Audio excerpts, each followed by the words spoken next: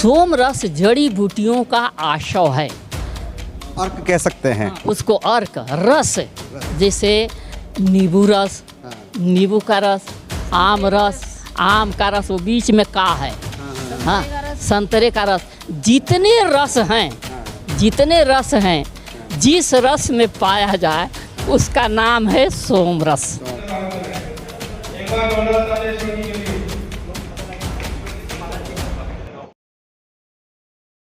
मैं एम नफीस रशीद, आप देख रहे हैं भारत न्यूज़ 247। इस समय गांधी पीस फाउंडेशन में हूँ, नई दिल्ली के अंदर। सोम रस को लेकर एक प्रेस कॉन्फ्रेंस की जाती है। मैं हिंदू हूँ संगठन की ओर से। मेरे साथ में है महाराज। सर, क्या नाम हुआ आपका? आरसे मोहनेंद्र विश्वामित्र सोम ऋषि नाम रखा है लोगों ने। ऋषि जी कह सकते हैं आपको? हाँ, ऋषि कह सकते हैं। ये उपाधियाँ हैं। ये हम सब सुन रहे थे, पीसी में सुना आपको हमने, और काफ़ी आप लोगों की बातें सुनी। इस सोम रस की डेफिनेशन जानना चाह रहा था, क्योंकि जिस तरह से सोम रस का हमने वखान सुना है किताबों में, कहानियों में, हम अपनी दादी नानियों के साथ सुना करते थे कि सोम रस एक ऐसा लगता है जैसे कि भाई अमृत है या सोम रस है, तो इसको हम लोग समझ नहीं पाते थे। ऐसा लगता था कभी कभी कि ये शराब की दृष्टि में है आता है। ये सर, ये है क्या? एक तो जब कोई चीज़ नहीं मिलती है तो व्यावसायिक लोग क्या करते हैं कि वो नाम रख देते हैं कि यही है वो। जैसे च्यवनप्राश में जो जड़ी बूटी डाली जाती है, जैसे च्यवन ऋषि जवान हुए थे, वो एक भी नहीं है उसमें। वो सोम रस पी के हुए थे। अच्छा। च्यवन ऋषि अब प्रचलित है। वो प्रचलित, अगर मैं कहूँगा तो जितने ही कंपनियां हैं मेरे पीछे पड़ जानी। ये भी चक्कर है। तो सोम रस जड़ी बूटियों का आशव है।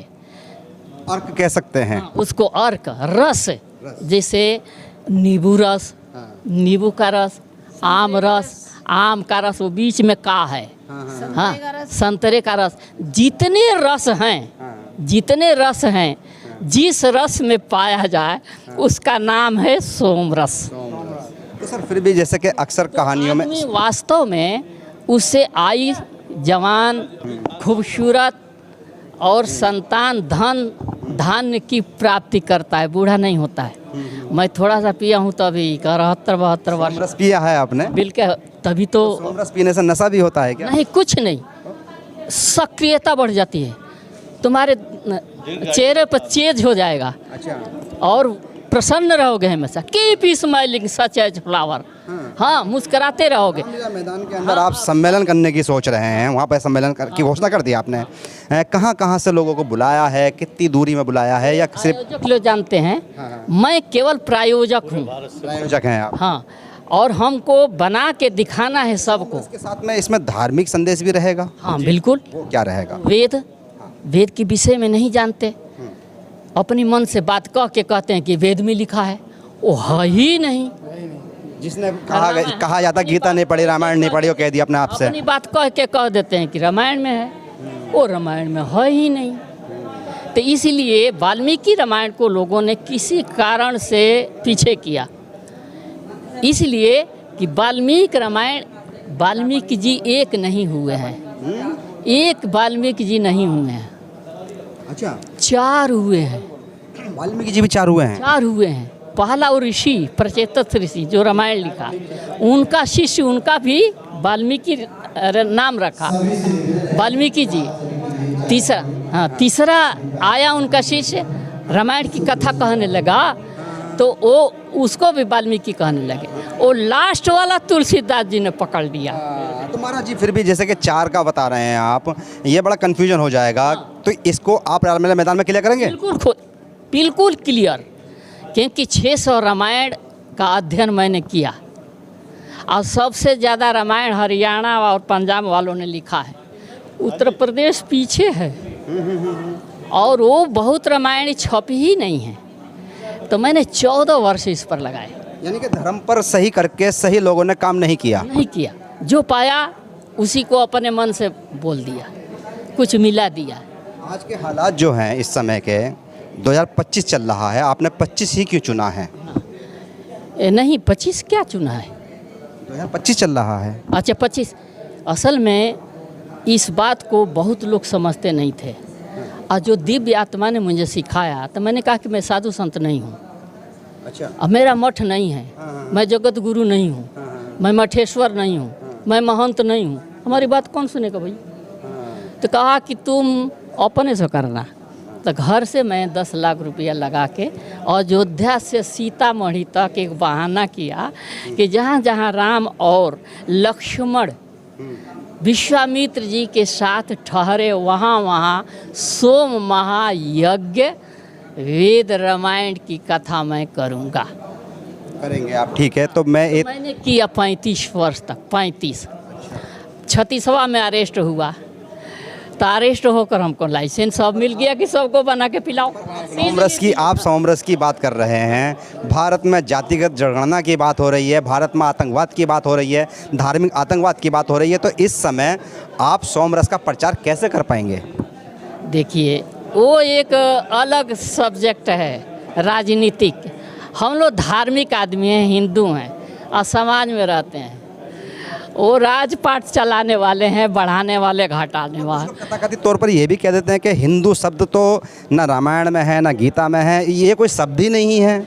ये बात सही वो कहते हैं। एक सनातन शब्द का बोलते हैं। एक ब्राह्मण थे, किसी कारण से वो लखनऊ में मुसलमान हो गए किसी कारण से। अच्छा।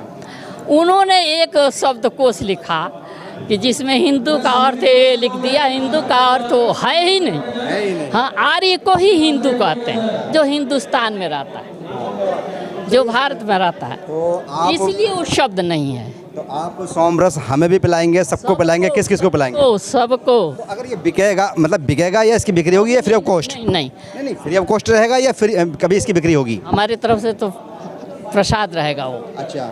अब आयोजक लोग जो हैं, अब इसका बाजारीकरण तो नहीं हो जाएगा? अभी नहीं होगा जब तक मैं उसको न करूँ। जब तक आप हैं नहीं होने देंगे? हाँ, मैं सिखा कर जाऊँगा सबको। 1-2 लड़कियों यहाँ है वो पीछे पड़ेंगे, आप कह भी रहे थे इस बात को कि पीछे पड़ जाएंगे, तो उनसे कैसे बचेंगे आप? आज दिखाई दे रहा हूँ आपको। स्टेज पर खाली देखोगे, उसके बाद पता नहीं लगेगा मैं कहाँ रहूँगा। रामदेव जी हमको 2019 से ढूंढ रहे हैं। सारी दवाइयाँ तो जानता ही है, सारी जड़ी बूटियाँ जानता है, और उसी में से कुछ चुनिंदा है उसमें पड़ता है। तो रामदेव जी से संपर्क हुआ होगा आपका? नहीं हुआ? वो 4 बार बोला है, कार भेजे। मैंने कहा कि मैं व्यस्त हूँ, काहे को हमको छोटे को बुला रहे हो? तुम तो भाई बड़ी मछली, छोटी मछली हैं, तुम अपना करो, एक चीज़ छोड़ कर। एक ही चीज़ तो भारी है हमारे पर। आपने देखा होगा बड़ा हंगामा हुआ था रोफ़ज़ा और गुलाब अर्क को लेकर। उन्होंने बाबा साहब ने तो बाबा रामदेव जी ने तो धर्म से जोड़ दिया उस मसले को पूरा, कि भाई आतंकवाद पैदा होता है, मदरसे बनते हैं। तो क्या आपका भी ये सिर्फ हिंदुज़म के लिए रहेगा या सबके लिए रहेगा? ये लिए रहेगा। सबसे ज़्यादा मुसलमान पीते हैं, क्यों? सोमरस। हाँ, क्योंकि कुरान शरीफ में लिखा है कि वो शराब मिलेगी, वो हुरे मिलेंगी वगैरह। कुरान पढ़ा, उसमें एहसास लिखा गया। हाँ, जिसमें नशा नहीं होगा, इसमें नशा नहीं होता। देखिए, बाजारीकरण से बचाना सोमरस को पहले महत्व दिया जाएगा।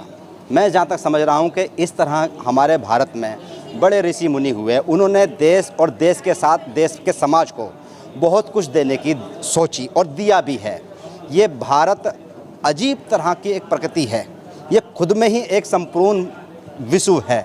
यहाँ न जाने कौन कौन से मुल्कों ने आकर अपने लिए बहुत कुछ खोजा है, आज भी खोज हो रही है। अगर ऋषि जी ये दावा कर रहे हैं कि वो रस, सोमरस जो 5000 वर्ष पहले पिया जाता था या भारत के लोगों को मिलता था, वो अब फ्री ऑफ कॉस्ट व समाज सेवा भी, या यूँ कहा जाए कि प्रसाद के रूप में मिलने वाला है। तो इसके लिए तो मैं यही समझता हूँ कि आपको खुशकिस्मत समझ लेना चाहिए। रामलीला मैदान का इंतज़ार कीजिएगा, मैं भी चलूँगा और आप भी। मैं एम नफीस रशीद, आप देख रहे थे भारत न्यूज़ 247।